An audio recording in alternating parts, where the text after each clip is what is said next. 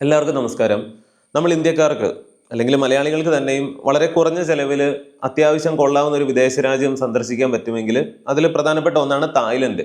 എന്നാൽ ഇപ്പോൾ തായ്ലൻഡിലേക്ക് പോകാൻ പലർക്കും ഒരു പേടിയുണ്ട്. കാരണം അവിടെ യുദ്ധം നടക്കുകയാണ് അയൽരാജ്യമായ കംബോഡിയയുമായിട്ട്. എന്നാൽ എന്തിന്റെ പേരിലാണ് ഈ യുദ്ധം നടക്കുന്നത് എന്നുള്ളത് നമ്മളെ ഞെട്ടിച്ചേക്കും. ഒരു ശിവക്ഷേത്രത്തിന്റെ പേരിലാണ്, ഒരു ഹിന്ദു ടെമ്പിളിന്റെ പേരിലാണ് ഈ രണ്ട് രാജ്യങ്ങളും ഇപ്പോൾ യുദ്ധം ചെയ്യുന്നത്. ചെറിയ സംഭവമല്ല. കംബോഡിയയിലും തായ്ലൻഡിലുമുള്ള ആകെ 2 ലക്ഷം ആളുകളാണ് 2 ലക്ഷം ആളുകളാണ് വീടുകളും മറ്റുമൊക്കെ ഉപേക്ഷിച്ച് ഓടിപ്പോയത് അല്ലെങ്കിൽ സുരക്ഷിതമായ സ്ഥലത്തേക്ക് മാറുന്നത്. 100-ലധികം ആളുകൾ കൊല്ലപ്പെട്ടിട്ടുണ്ടാകാം എന്ന് കരുതുന്നു. യഥാർത്ഥ കണക്കുകൾ വരുന്നതേ ഉള്ളൂ. തായ്ലൻഡ് അമേരിക്കയുടെ കയ്യിൽ നിന്നൊക്കെ വാങ്ങിയ F-16 അടക്കമുള്ള വലിയ ഫൈറ്റർ ജെറ്റുകളൊക്കെ കംബോഡിയയുടെ ചുറ്റും പറക്കുന്നു. ആകെ പ്രശ്നങ്ങളാണ്. ഭൂരിഭാഗവും ബുദ്ധമത വിശ്വാസികളായ ഈ രാജ്യങ്ങൾക്കിടയിൽ എന്തിന് ഇതിന്റെ പേരിൽ തമ്മിൽ തല്ല് എന്ന് ചോദിച്ചാൽ കുറച്ച് ഹിസ്റ്ററി ഉണ്ട്.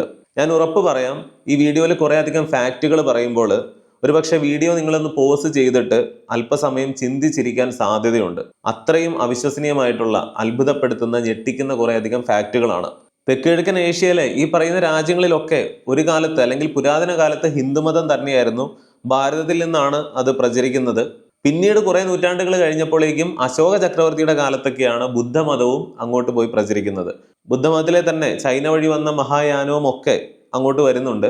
ഹിന്ദുമതം മാത്രമല്ല മറ്റു പല രാജ്യങ്ങളിലും പഴയ ഭാരതം പ്രചരിപ്പിച്ചിട്ടുള്ളത്. ഒരു ഉദാഹരണം പറഞ്ഞു കഴിഞ്ഞാൽ, ഇന്ന് ലോകത്ത് ഏറ്റവും പോപ്പുലേഷനുള്ള, ഏറ്റവും അധികം മുസ്ലിംസ് ഉള്ള രാജ്യമാണ് ഇന്തോനേഷ്യ എന്ന് പറയുന്നത്. ജനസംഖ്യ അനുസരിച്ച് ഇന്ത്യയും ചൈനയും അമേരിക്കയും കഴിഞ്ഞാൽ ഇന്തോനേഷ്യയാണ്. ഏകദേശം 29 കോടിയോളം ജനങ്ങളുണ്ട്. അവിടേക്ക് ഇസ്ലാം പ്രധാനമായിട്ടും പ്രചരിച്ചതിൻ്റെ ഒരു ഭാഗമെന്ന് പറഞ്ഞാൽ നമ്മുടെ പഴയ മലബാറിൽ നിന്ന് പോയിട്ടുള്ള വ്യാപാരികൾ വഴിയാണ്. അറേബ്യയിൽ നിന്നും പേർഷ്യയിൽ നിന്നും ഒക്കെ ഉണ്ട്. അവരുടെ ഇടത്താവളവുമായിരുന്നു മലബാർ. നമ്മുടെ കേരളത്തിന് ഇന്തോനേഷ്യയിൽ ഇതുപോലെ ഇസ്ലാം വ്യാപിക്കാൻ പ്രധാനപ്പെട്ട റോളുണ്ട് എന്നുള്ളത് വളരെ ഇൻട്രസ്റ്റിംഗ് ആയിട്ടുള്ള ഒരു ഫാക്റ്റാണ്. ഈ തായ്ലൻഡ് എന്ന് പറഞ്ഞാൽ ഇതുവരെ ഒരു കൊളോണിയൽ പവറിൻ്റെയും കീഴിൽ പോകാത്ത ഒരു രാജ്യമാണ്. കാരണം ചുറ്റുമുള്ള എല്ലാ രാജ്യങ്ങളും ഓരോ യൂറോപ്യൻ ശക്തികൾ പണ്ട് കീഴടക്കിയപ്പോഴും തായ്ലൻഡിനെ ആർക്കും കീഴടക്കാനായിട്ട് സാധിച്ചില്ല. അന്നത്തെ എംപയറിലെ രാജാക്കന്മാരുടെ മിടുക്ക് ഒരു കാരണമാണ്. അത് കൂടാതെ ബ്രിട്ടനും ഫ്രാൻസുമാണ് അപ്പുറം ഇപ്പുറയും നിന്നത്. അപ്പോൾ ഇതൊരു ബഫർ സോണ് പോലെ ഈ തായ്ലൻഡ്, അന്ന് വേറെ പേരാണ്, ആ പ്രദേശം നിന്നു. അതും ഒരു കാരണമാണ്. മ്യാൻമാർ വരെ ബ്രിട്ടൻ ഉണ്ട്. അതുപോലെ കംബോഡിയ, ലാവോസ്, വിയറ്റ്നാം ഇതൊക്കെ അന്ന് ഫ്രഞ്ചുകാരായിരുന്നു. അതായത് നമ്മുടെ നേപ്പാൾ എന്ന് പറയുന്ന രാജ്യവും ഇങ്ങനെയാണ്. ഒരു നെവർ കോളനൈസ്ഡ് കൺട്രിയാണ്. അതിന്റെ കാരണം എന്താണ്? ബ്രിട്ടീഷുകാർ നോക്കുമ്പോൾ ഇന്ത്യയും ചൈനയ്ക്കും ഇടയിലുള്ള ഒരു ബഫർ സോണായിട്ട് അവരതിനെ തീരുമാനിച്ചതാണ്. ചൈന എന്ന് പറയുമ്പോൾ ഇന്ത്യ പോലെ മുഴുവനും കോളനിവൽക്കരിക്കപ്പെട്ടിട്ടില്ല. എന്നാൽ പല പ്രദേശങ്ങളും പല യൂറോപ്യൻ രാജ്യങ്ങളുടെയും കീഴിലായിരുന്നു. ബ്രിട്ടൻ ഉണ്ട്, അതിൽ പോർച്ചുഗൽ ഉണ്ട്, ഫ്രാൻസ് ഉണ്ട്, ജർമ്മനി ഉണ്ട്. കോളനിവൽക്കരിക്കപ്പെടാത്ത രാജ്യങ്ങൾ പിന്നെയും ഉണ്ട്. ജപ്പാൻ, എത്യോപ്യ, ലൈബീരിയ, നമ്മുടെ നേപ്പാൾ, ഈ പറയുന്ന തായ്ലൻഡ്. ഇതിങ്ങനെ പറയുന്നത് ചുറ്റുമുള്ള രാജ്യങ്ങളൊക്കെ മറ്റ് വൈദേശിക ശക്തികളുടെ കീഴിലായിരുന്നപ്പോഴും ഈ രാജ്യങ്ങൾ കോളനിവൽക്കരിക്കപ്പെട്ടിട്ടില്ല എന്നുള്ള പേരിലാണ്. ഉദാഹരണത്തിന് മലേഷ്യ അന്ന് ബ്രിട്ടന്റെ കീഴിലായിരുന്നു, ഇന്തോനേഷ്യ ഡച്ചുകാരുടെ കീഴിലായിരുന്നു, ഫിലിപ്പൈൻസ് സ്പാനിഷുകാരുടെ കീഴിലായിരുന്നു, പിന്നീട് US-ന്റെ കീഴിലാവുന്നു. അന്നെല്ലാം ഈ തായ്ലൻഡ് അല്ലെങ്കിൽ ഈ പഴയ സിയാം എംപയർ എന്ന് പറയുന്നത് ഒരു ബഫർ സോണായിട്ട്, അല്ലെങ്കിൽ ഇവരൊന്നും കടന്നു കയറാത്ത പ്രദേശമായിട്ടാണ് നിന്നത്. ഇനി ഈ പറയുന്ന കംബോഡിയ എന്ന് പറയുന്ന രാജ്യത്തിനും ഇതുപോലെ ഒരു പ്രത്യേകതയുള്ളത്, ലോകത്തെ ഏറ്റവും അധികം ബോംബുകൾ വർഷിക്കപ്പെട്ടിട്ടുള്ള ഒരു രാജ്യമാണ് കംബോഡിയ. അതുകൊണ്ടാണ് പറയുന്നത്, 2ാം ലോക മഹായുദ്ധകാലത്ത് ആകെ വർഷിക്കപ്പെട്ട ബോംബുകളെക്കാൾ കൂടുതൽ കംബോഡിയയിൽ മാത്രം അമേരിക്ക ഒരു 9 വർഷം കൊണ്ട് ഇട്ടിട്ടുണ്ട്. 1975 മുതൽ 79 വരെയുള്ള കാലഘട്ടം ഈ അടുത്ത കാലഘട്ടമാണ്. അന്ന് ആ രാജ്യത്ത് ജീവിച്ചിരുന്നതിൽ 4-ൽ ഒരാളും കൊല്ലപ്പെട്ട പോൾ പോട്ട് എന്ന് കേട്ടിട്ടുണ്ടാവും. ക്രൂരനായ കമ്മ്യൂണിസ്റ്റ് സ്വേച്ഛാധിപതി. അയാൾ അവിടുത്തെ 4-ൽ 1 ആളുകളെയും കൊന്നൊടുക്കി. അപ്പൊ ഈ 2 രാജ്യങ്ങളുടെ സാഹചര്യം മനസ്സിലായല്ലോ. ഇനി നമുക്ക് ഈ പ്രിയ വിഹാർ എന്ന് പറയുന്ന പുരാതന ക്ഷേത്രത്തിന്റെ കാര്യത്തിലേക്ക് വരാം. ഒരു കാലത്ത് തായ്ലൻഡിൽ നിന്നും കംബോഡിയയിൽ നിന്നും ഒക്കെ ഉള്ള ആളുകൾ തീർത്ഥാടനം പോലെ ഈ ക്ഷേത്രത്തിൽ, ഒരു മലയുടെ മുകളിലാണ് എന്ന് പറയാം, 2 കൂട്ടരും ചെന്നിരുന്നതാണ്. എന്നാൽ ഒരു സമയത്ത് ഇന്റർനാഷണൽ കോർട്ട് ഓഫ് ജസ്റ്റിസ് ഇത് കംബോഡിയയുടെ തന്നെയാണ് എന്ന് സ്ഥാപിക്കുന്നു. പിന്നീട് യുനെസ്കോയുടെ കയ്യിൽ നിന്ന് ഓരോ അംഗീകാരങ്ങൾ വാങ്ങിയിട്ട് കംബോഡിയ അത് ഒന്നുകൂടി ഉറപ്പിക്കുന്നു. ഇതിനെയൊക്കെ തുടർന്ന് പല പ്രശ്നങ്ങളും ഉണ്ടാകുന്നു. ആ ഒരു സമയത്ത് കംബോഡിയ അവിടെ ഒരു വേലി പോലെ, അതിർത്തി പോലെ നിർമ്മിച്ചിട്ട് ഇനി തായ്ലൻഡിൽ നിന്നുള്ളവർ ഇങ്ങോട്ട് വരണ്ട, ഇത് ഞങ്ങളുടേതാണ്, ഞങ്ങളുടെ സ്ഥലമാണ്, നിങ്ങൾ വരണ്ട എന്ന് തീരുമാനിക്കുന്നു. ഇത് വിശ്വാസത്തിന്റെ കാര്യത്തെക്കാൾ കൂടുതലായിട്ട് ഒരു ദേശീയ സ്വാതന്ത്ര്യത്തിന്റെ സിമ്പലായിട്ടാണ് 2 രാജ്യങ്ങളും കണ്ടത്. ഈ പറയുന്ന പ്രദേശം ഒരു 5 ചതുരശ്ര കിലോമീറ്റർ സ്ഥലം ഡിസ്പ്യൂട്ടഡ് ആണ് എന്ന് പറയാം. നമ്മുടെ ഇന്ത്യ പാകിസ്ഥാൻ തർക്ക പ്രദേശങ്ങളൊക്കെ വെച്ച് നോക്കുമ്പോൾ ഒന്നുമല്ല, വളരെ ചെറിയൊരു പ്രദേശം. ഈ പ്രശ്നങ്ങളുടെയൊക്കെ തുടക്കം ഈ അടുത്തായിട്ട് കുറേയധികം തായ്ലൻഡ് പട്ടാളക്കാർക്ക് അവർ മൈനിൽ ചവിട്ടി കൊല്ലപ്പെടുകയും ചിലർക്ക് അംഗവൈകല്യം സംഭവിക്കുകയും ഒക്കെ ചെയ്തു. ഇത് കംബോഡിയ അറിഞ്ഞുകൊണ്ട് ഈ മൈനുകൾ സ്ഥാപിക്കുന്നതാണ് എന്നൊക്കെ ആരോപിച്ചാണ് ഈ പ്രശ്നങ്ങളുടെ തുടക്കം. എന്നാൽ കംബോഡിയ എന്ന് പറയുന്ന രാജ്യത്തിന്റെ ഒരു പ്രത്യേകത എന്ന് പറഞ്ഞാൽ ഇന്ന് ആ രാജ്യത്തിന്റെ ഭൂരിഭാഗം പ്രദേശങ്ങളും കൃഷി ചെയ്യാൻ പോലും പറ്റാത്ത അവസ്ഥയിലാണ്. അതിന്റെ കാരണം എവിടെ വേണമെങ്കിലും ഒരു ബോംബ് കിടക്കുന്നുണ്ടാകും, അല്ലെങ്കിൽ മൈനുകൾ പോലെ കിടക്കുന്നുണ്ടാകും. അത് എപ്പോൾ വേണമെങ്കിലും പൊട്ടിത്തെറിക്കാം. ഓരോ വർഷവും ഇപ്പോൾ അത് ഏറ്റവും കുറച്ചുകൊണ്ട് വരികയാണ്. അമേരിക്ക പോലെയുള്ള രാജ്യങ്ങൾ ഇതിനെ സഹായിക്കുന്നുണ്ട് ഈ മൈനുകളൊക്കെ നീക്കം ചെയ്യാൻ, പണ്ടിട്ട ബോംബുകളും മറ്റുമൊക്കെ. എന്നിട്ടും എല്ലാ വർഷവും 100-ലധികം ആളുകളാണ് കംബോഡിയയിൽ ഇത്തരം ബോംബുകൾ പൊട്ടിത്തെറിച്ച് മരിക്കുന്നത്. അന്ന് അമേരിക്ക ഇട്ടതിന്റെ ബാക്കിയാണ്. അതുകൊണ്ട് തന്നെ ആ പ്രദേശങ്ങളിൽ കൃഷി, വ്യവസായം ഇതൊന്നും പറ്റാത്ത അവസ്ഥയാണ്. കംബോഡിയ എന്ന് പറയുന്ന രാജ്യത്തിന്റെ മാപ്പ് എടുത്താൽ ഈ കാണുന്ന അത്രയും പ്രദേശങ്ങൾ ഇങ്ങനെയുള്ള അവസ്ഥയിലാണ് കിടക്കുന്നത്. നേരത്തെ പറഞ്ഞ പോലെ ഒന്ന് ചിന്തിക്കുക, 2ാം ലോക മഹായുദ്ധകാലത്ത് ആകെ ഇട്ടതിലധികം ബോംബുകളാണ് 9 വർഷം കൊണ്ട് ഈ കംബോഡിയയിൽ അമേരിക്ക ഇട്ടത്. അപ്പോൾ അത് എത്ര ഭീകരമായ ഒരു ചിത്രമാണ് എന്ന് മനസ്സിലാക്കുക. വിയറ്റ്നാമിന്റെ അയൽരാജ്യമായതാണ് ഈ കംബോഡിയയ്ക്കുണ്ടായ പഴയ ശാപം എന്ന് പറയാം. വിയറ്റ്നാം യുദ്ധം നടക്കുമ്പോൾ യുദ്ധം വിയറ്റ്നാമിലാണ് നടക്കുന്നതെങ്കിലും വിയറ്റ്നാമിലുള്ള നോർത്ത് വിയറ്റ്നാമീസ് ഫോഴ്സും അതുപോലെ വിയറ്റ് കോങ്ങുകളും ഒക്കെ കംബോഡിയൻ വനങ്ങളിലും അതിർത്തികളിലും ഒക്കെ ആയിട്ട് ഒളിച്ചിരുന്ന് യുദ്ധം ചെയ്തിരുന്നു. ഇവരെ തുരത്താൻ വേണ്ടിയിട്ടാണ് അമേരിക്ക ഈ കംബോഡിയയിൽ ഇങ്ങനെ എണ്ണമില്ലാതെ ആയിരക്കണക്കിന് 10,000-കണക്കിന് ദൗത്യങ്ങളായിട്ട് 9 വർഷത്തോളം നിർത്താതെ ബോംബിങ് ചെയ്തത്. കാടടച്ച് വെടിവെക്കുക എന്ന് പറയുന്ന പോലെയുള്ള ഒരു പരിപാടിയാണ്, അല്ലെങ്കിൽ എലിയെ പിടിക്കാനായിട്ട് ഇല്ലം ചുടുക എന്ന് പറയുന്നത് പോലെ. എന്നിട്ട് പോലും 5 ലക്ഷം ആളുകളാണ് അന്ന് കൊല്ലപ്പെട്ടത്. ഇന്ന് നമ്മളൊക്കെ ഏറ്റവും ഡീസന്റ് പാർട്ടി എന്ന് കരുതുന്ന ഈ അമേരിക്കയുടെ ഒരു കയ്യിലിരിപ്പാണ് ഈ പറയുന്നത്. അപ്പോൾ ഇത്രയും ബോംബിട്ട് ഇന്നും ആ രാജ്യം ഇങ്ങനെ കിടക്കുന്നു എന്നുള്ളത് മാത്രമല്ല, അന്ന് 5 ലക്ഷം ആളുകൾ മരിച്ചു എന്നുള്ളത് മാത്രമല്ല, അമേരിക്ക ഈ ചെയ്ത പ്രവൃത്തിയുടെ ഫലമായിട്ട് ആ രാജ്യം മുഴുവൻ ഡീസ്റ്റെബിലൈസ്ഡ് ആയി എന്ന് പറയാം, അതായത് രാഷ്ട്രീയമായിട്ട്. അതിൻ്റെ സാഹചര്യത്തിലാണ് അവിടെ പോൾ പോട്ട് എന്ന് പറയുന്ന ഒരു ഭ്രാന്തൻ എന്ന് തന്നെ പറയാവുന്ന ഒരു കമ്മ്യൂണിസ്റ്റ് സ്വേച്ഛാധിപതി ഭരണം പിടിക്കുന്നത്. അയാളുടെ ചിന്ത എന്ന് പറഞ്ഞാൽ ഇനി കർഷകർ മാത്രം മതി, വിദ്യാഭ്യാസ മാർഗം വേണ്ട, എന്തെങ്കിലുമൊക്കെ പഠിച്ചിട്ടുണ്ടെങ്കിൽ അവരെയൊക്കെ കൊന്നുകളയുകയാണ്. 1-2 ആളുകളെ അല്ല, അന്ന് അവിടെ 80 ലക്ഷം ആളുകൾ കംബോഡിയയിൽ ഉണ്ടായിരുന്നെങ്കിൽ അതിൽ 20 ലക്ഷം ആളുകളെയും കില്ലിംഗ് ഫീൽഡ്സ് എന്നൊക്കെ അറിയപ്പെടുന്ന, അത് പ്രായഭേദമന്യേ പറഞ്ഞു കഴിഞ്ഞാൽ അങ്ങനെ അവിടെ അന്ന് ഉണ്ടായിരുന്ന 4-1 ജനങ്ങളെയും 20 ലക്ഷം ആളുകളെ ഇയാൾ കൊന്നൊടുക്കുകയാണ്. പോൾ പോട്ട് എന്ന് പറയുന്ന ഒരു കമ്മ്യൂണിസ്റ്റ് ഭരണാധികാരി. അയാൾ അവിടെ ഭരണം പിടിക്കാനും ഇതൊക്കെ ചെയ്യാനും സാഹചര്യമായത് അമേരിക്കയുടെ ഈ ബോംബിംഗ് ആണ്. അമേരിക്ക തോറ്റ് പിന്മാറി പിന്നീട് 1979-ലാണ് വിയറ്റ്നാം പട്ടാളം വന്നിട്ടാണ് കംബോഡിയയെ മോചിപ്പിക്കുന്നത്. ചരിത്രത്തിലെ ഏറ്റവും ദുഷ്ടനായ ഒരാളെന്ന് തന്നെ ഈ പോൾ പോട്ടിനെ വിശേഷിപ്പിക്കാം. അയാളെ ആരും ശിക്ഷിച്ചില്ല. 1998 തായ്ലൻഡിലെ അതിർത്തിയിൽ വീട്ടുതടങ്കലിൽ വെച്ച് സുഖമരണമായിരുന്നു പുള്ളിക്കെന്ന് പറയാം. അയാളുടെ ഇന്റർവ്യൂകളൊക്കെ ഇപ്പോഴും യൂട്യൂബിൽ കിടക്കുന്നുണ്ട്. ഒരു സാധു മനുഷ്യനായിട്ട് തോന്നും സംസാരമൊക്കെ കേട്ടാൽ. അപ്പോൾ അമേരിക്ക വിയറ്റ്നാമിൽ ചെയ്തത് മാത്രമല്ല, കംബോഡിയയിൽ ചെയ്തതും കൂടെയാണ് ഈ പറഞ്ഞത്. നമ്മൾ നോക്കുമ്പോൾ ഇറാനും അഫ്ഗാനിസ്ഥാനും ഇറാഖും ഒക്കെയാണ് പ്രശ്നക്കാർ. അമേരിക്കയുടെ കയ്യിലിരിപ്പ് ഇതാണ്. ഇത് ഒരു ഉദാഹരണം മാത്രമാണ്. അതുപോലെ തായ്ലൻഡും കംബോഡിയയും തമ്മിലടിക്കുമ്പോൾ യഥാർത്ഥത്തിൽ തായ്ലൻഡിന്റെ സമ്പദ് വ്യവസ്ഥയും കംബോഡിയയുടെയും വെച്ച് നോക്കിയാൽ നമ്മുടെ ഇന്ത്യയും ബംഗ്ലാദേശും ഒക്കെ പോലെയാണ്, അല്ലെങ്കിൽ ഇന്ത്യയും ശ്രീലങ്കയും പോലെയാണ് എന്ന് പറയാം.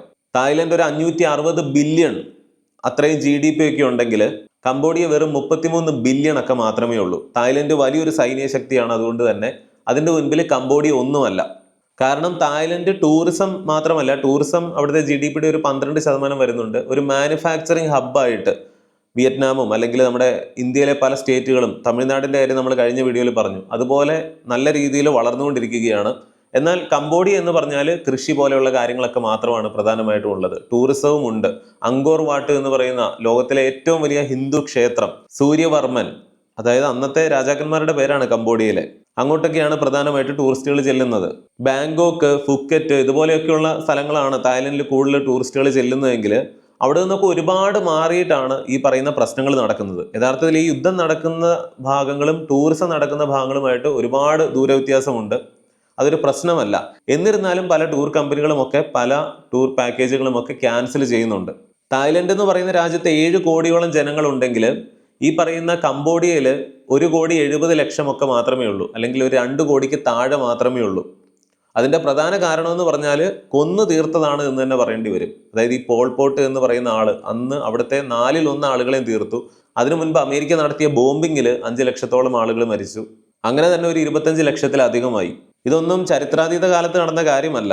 1980കൾക്കൊക്കെ മുമ്പ് നടന്ന കാര്യമാണ് ഈ പറഞ്ഞത്. കംബോഡിയ എന്ന് പറയുന്ന രാജ്യത്തിന് ഇന്നും ഡെവലപ്പ് ആകാനായിട്ട് സാധിക്കാത്തതിന്റെ ഒരു കാരണം അന്ന് അമേരിക്ക ചെയ്ത കാര്യങ്ങൾ തന്നെയാണ്. 2040 ആകുമ്പോഴേക്കും ഏകദേശം അന്ന് അമേരിക്ക ഇട്ട എല്ലാ ബോംബുകളും ഒക്കെ നിർവീര്യമാക്കാൻ കഴിയുമെന്നാണ് അവർ പ്രതീക്ഷിക്കുന്നത്. ഇത് നീക്കം ചെയ്യാൻ ഏറ്റവും കൂടുതൽ ഫണ്ട് കൊടുക്കുന്നതും അമേരിക്കയാണ്. ഇന്നത്തെ തമിഴ്നാട് കേന്ദ്രമാക്കി ഭരിച്ചിരുന്ന രാജരാജ ചോളൻ എന്നൊക്കെ നമ്മൾ കേട്ടിട്ടുണ്ട്. ഈ ചോള സാമ്രാജ്യത്തിന്റെ കീഴിലായിരുന്ന പ്രദേശങ്ങൾ ഈ മാപ്പിൽ കാണിക്കുന്നതാണ്. Myanmar, Indonesia, Malaysia, Vietnam, Thailand, ഇന്ന് ഈ പേരുകളിലൊക്കെ അറിയപ്പെടുന്ന രാജ്യങ്ങളുടെയൊക്കെ പല ഭാഗങ്ങളും ഈ ചോള സാമ്രാജ്യത്തിന്റെ സ്വാധീന പ്രദേശങ്ങളായിരുന്നു ഒരു കാലത്ത്. നമ്മൾ ബ്രിട്ടൻ ഇന്ത്യ പിടിച്ചിരുന്നു എന്നൊക്കെ പറയുന്നത് പോലെ. അതായത് കടല് താണ്ടിപ്പോയി മറ്റ് രാജ്യങ്ങളെ അധീനപ്പെടുത്തിയിരുന്ന ഒരു പാരമ്പര്യം പുരാതന ഭാരതത്തിലെ രാജാക്കന്മാർക്ക് ഉണ്ടായിരുന്നു, അല്ലെങ്കിൽ ഒരു തമിഴ് രാജാവിന് ഉണ്ടായിരുന്നു എന്നുള്ളതാണ്. അതൊക്കെ നമ്മൾ വീഡിയോകൾ ചെയ്തിട്ടുള്ളതാണ് പണ്ട്. എവിടെയും പ്രശ്നങ്ങൾ വരുമ്പോൾ ആദ്യം മധ്യസ്ഥതയും അല്ലെങ്കിൽ മര്യാദയ്ക്ക് ഇരിക്കൂ എന്നൊക്കെ പറയുന്നത് അമേരിക്കയും UK ഒക്കെയാണ്. അല്ലെങ്കിൽ ഗാസയിൽ സംയമനം പാലിക്കണമെന്ന് ഇപ്പോൾ പുടിൻ പറഞ്ഞതുപോലെ ഉക്രൈനിൽ ഇതൊക്കെ ചെയ്തിട്ട്. വിയറ്റ്നാമിൽ പണ്ട് നടന്ന യുദ്ധങ്ങളാണെങ്കിലും ഒക്കെ അമേരിക്കൻ സമ്പദ് വ്യവസ്ഥയെ നല്ല രീതിയിൽ ഗുരുതരമായിട്ടത് ബാധിച്ചിട്ടുണ്ട്. അതിൻ്റെയൊക്കെ ചെലവുകൾ വരുന്നതും ഇങ്ങനെയാണ്. അമേരിക്കൻ ആയുധ കമ്പനികൾക്ക് അതൊക്കെ ലാഭമാണ്, എന്നാൽ ആ രാജ്യത്തിന് ദോഷമായിരുന്നു. ഇവരിതൊക്കെ ചെയ്യുന്നത് എന്തിനായിരുന്നു? കമ്മ്യൂണിസത്തിന്റെ വ്യാപനം കുറയ്ക്കുക എന്നുള്ള ഒരു പേരിലാണ്. അതാണ് ഏറ്റവും വലിയൊരു ട്രാജഡി ആയിട്ട് മാറിയത്. കമ്മ്യൂണിസം പ്രശ്നമാണ് എന്ന് പറഞ്ഞിട്ടാണ് വിയറ്റ്നാമിൽ ആത്യന്തികമായിട്ട് അമേരിക്ക ഈ കാര്യങ്ങളൊക്കെ ചെയ്യുന്നതെങ്കിൽ ലോകത്തിലെ ഏറ്റവും കിരാതനായ കമ്മ്യൂണിസ്റ്റ് ഭരണാധികാരി ഉണ്ടാകാൻ പോൾ പോട്ട് ഈ കംബോഡിയയിൽ ചെയ്തതിനൊക്കെ കാരണമായത് എന്താണ്? അമേരിക്കയുടെ ഇതേ പ്രവൃത്തിയാണ്. എത്ര വലിയ വിരോധാഭാസമാണെന്ന് ചിന്തിക്കുക. ഈ ബോംബിടലും അതുപോലെ ഏജന്റ് ഓറഞ്ച് എന്നൊക്കെ പറഞ്ഞിട്ട് വിയറ്റ്നാമിലെയും അല്ലെങ്കിൽ ഈ പറയുന്ന രാജ്യങ്ങളിലും ഒക്കെ എത്രയോ ആയിരക്കണക്കിന് 10,000കണക്കിന് വനങ്ങളാണ് അവർ തരിശാക്കി കളഞ്ഞത്. അതിൻ്റെയൊക്കെ സൈഡ് എഫക്റ്റുകൾ ഇന്നും അവിടുത്തെ മണ്ണിലും ഒക്കെ ഉണ്ട്. അമേരിക്കൻ വിമാനങ്ങൾ ഇത് ഇങ്ങനെ സ്പ്രേ ചെയ്തുകൊണ്ട് പോകും. ഇത് വന്ന് വീഴുന്ന പ്രദേശത്തെ വലിയ മരങ്ങൾ, നമ്മൾ വീട്ടുമുറ്റത്തെ പുല്ലൊക്കെ ഉണക്കി കളയുമല്ലോ എന്ന് പറയുന്നത് പോലെ വനം മുഴുവൻ പിന്നീട് കരിഞ്ഞുണങ്ങിപ്പോകും. അവിടെ ഒരു പുല്ല് പോലും മുളക്കില്ല. ഇതൊക്കെ ചെയ്തിട്ടുണ്ട് അമേരിക്ക. അതുപോലെ ഈ ബോംബ് വർഷിക്കുക എന്ന് പറഞ്ഞാൽ ജപ്പാനിൽ തന്നെ നമുക്ക് ഹിരോഷിമയിലെ നാഗസാക്കിയിലെയും കാര്യം അറിയാം. എന്തുകൊണ്ടാണ് ആറ്റം ബോംബ് ടോക്കിയോയിൽ ഇടാതിരുന്നത് എന്ന് ചിന്തിച്ചിട്ടുണ്ടോ? ടോക്കിയോയിൽ ഇടാനും മാത്രം ഒന്നും ബാക്കിയില്ലായിരുന്നു. ആറ്റം ബോംബ് ഇടുന്നതിന് മുൻപ് ടോക്കിയോയിൽ അമേരിക്ക നടത്തിയ ബോംബിങ്ങിൽ കൊല്ലപ്പെട്ടത് ഏകദേശം 1 ലക്ഷത്തിലധികം ആളുകളാണ്. ടോക്കിയോ മുഴുവൻ തകർന്ന് തരിപ്പണമായിരുന്നു.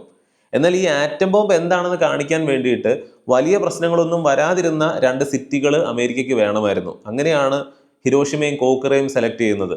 പിന്നെ കോക്കറയ്ക്ക് വരെ നാഗസാക്കിയിൽ ഇടുന്നു. ഈ പറഞ്ഞു വരുന്നതെന്ന് പറഞ്ഞാൽ ഈ അമേരിക്ക പണ്ട് എന്താണ് ചരിത്രത്തിൽ ചെയ്തത് എന്ന് പലർക്കും ഇന്നൊരു ധാരണയില്ല. ഇന്ന് വലിയ പ്രശ്നക്കാരാണ് എന്ന് നമ്മൾ പറയുന്ന ഈ രാജ്യങ്ങളൊക്കെ അവരൊക്കെ അമേരിക്കയെ വെച്ച് നോക്കുമ്പോൾ എത്രയോ ഡീസൻ്റ് ആണ് ചരിത്രം നോക്കിയാൽ. യഥാർത്ഥത്തിൽ ന്യൂക്ലിയർ ആയുധം ഉപയോഗിക്കാതെ തന്നെ ജപ്പാനെ പരാജയപ്പെടുത്തുവാനായിട്ട് അമേരിക്കയ്ക്ക് സാധിക്കുമായിരുന്നു. എന്നാൽ 2ാം ലോക മഹായുദ്ധത്തിൽ ഈ ജർമ്മനിയെ തോൽപ്പിക്കുന്നത് കഷ്ടപ്പെട്ട് സോവിയറ്റ് യൂണിയൻ തന്നെയാണ്. ആ ഒരു പേര് ഭാവിയിൽ അവർക്ക് വരരുത്. അതിനുള്ള ഒരു ഇമ്പാക്റ്റ് ആയിട്ടാണ് അറ്റ കൈക്ക് അവർ ന്യൂക്ലിയർ ആയുധം പ്രയോഗിക്കുന്നത്. ആ ഒരൊറ്റ കാര്യത്തിലൂടെ പേര് മുഴുവൻ ആർക്കായി? അമേരിക്കയ്ക്കായി.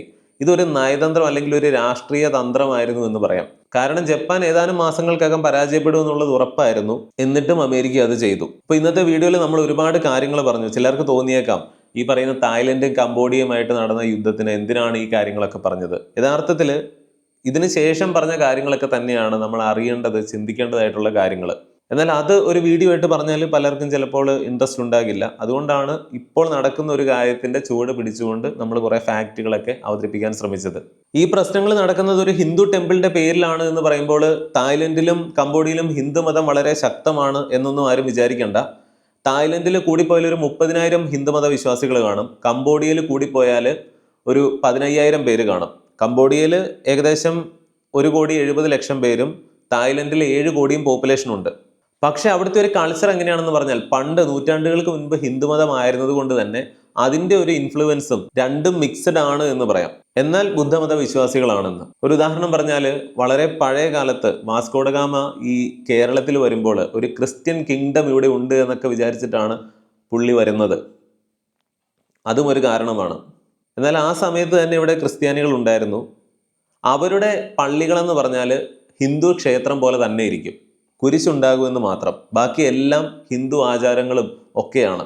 പള്ളിയാണെന്ന് കരുതി ഒരു ഭഗവതി ക്ഷേത്രത്തിൽ ഇങ്ങനെ തെറ്റിദ്ധരിച്ച് പോയി പ്രാർത്ഥിച്ച ഗാമയുടെ കാര്യങ്ങളൊക്കെ ചരിത്രത്തിലുള്ളതാണ്. അപ്പോൾ അന്നത്തെ ക്രിസ്ത്യാനികൾ എങ്ങനെയായിരുന്നു? പഴയ കാലത്തെ ക്രിസ്ത്യാനികളാണ്, അല്ലെങ്കിൽ ആദ്യത്തെ നസ്രാണികളാണ്, എന്നാൽ ഹിന്ദു കൾച്ചറാണ്, ആചാരങ്ങളാണ്, ഹിന്ദുക്കളെ പോലെ തന്നെയാണ് ബാക്കി എല്ലാ കാര്യങ്ങളും എന്ന് പറയുന്നത് പോലെയാണ് ഇന്നത്തെ ഈ തായ്ലൻഡിലെയും കംബോഡിയയിലും ഒക്കെ ഭൂരിഭാഗം ഹിന്ദു സംസ്കാരത്തിൻ്റെ ബാക്കിയിൽ നിൽക്കുന്ന ബുദ്ധമത വിശ്വാസികൾ. എന്തൊക്കെയാണെങ്കിലും ഇന്നത്തെ വീഡിയോയെക്കുറിച്ചുള്ള നിങ്ങളുടെ എല്ലാ അഭിപ്രായങ്ങളും അറിയിക്കണം.